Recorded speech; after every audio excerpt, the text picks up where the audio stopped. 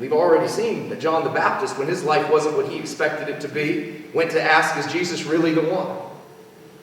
So, whether we're comfortable with it or not, we've all done this.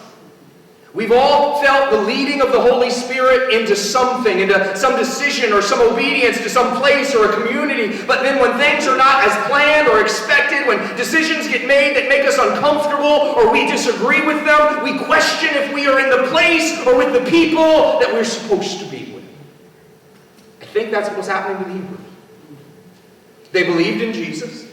They had followed Jesus, but they were tired and they were discouraged. And they were ready to give up, and the author wants them to understand this Jesus they are wavering on is not simply the next prophet. He's not even just the Messiah. He's the Son of God. And he's the Son of God because that's who God says he is. He's better than the angels. He's worth the struggle. He's more than they realized, and I guarantee he's more than we realize. Guarantee he's more wonderful and patient and kind and beautiful and powerful than any of us actually have a grip on at this point.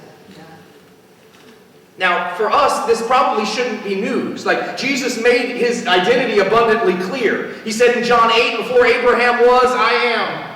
In John chapter 10, he said, I and the Father are one. In John 14, he told Philip, if you have seen me, you have seen the Father. And then he prayed in John 17 that we would all be one, just as he and the Father are one, the Son and the Father and the Father and the Son. Jesus' union as God the Son with God the Father is incredibly important. And as we said earlier, it's not just theological, it's transformational. We must see him as he is if we're going to worship him the way that he deserves. The Father, the Son, and the Spirit. Hear, O Israel, the Lord your God is one. I do not believe that's numeric. I believe it is united. It means there is no difference. There is no divide. There is no competition. There is no weakness. The Father's not greater. The Son's not greater. The Spirit's not greater. But the Son has submitted himself to the Father. And the Spirit has submitted himself to the Son. And so we have this one God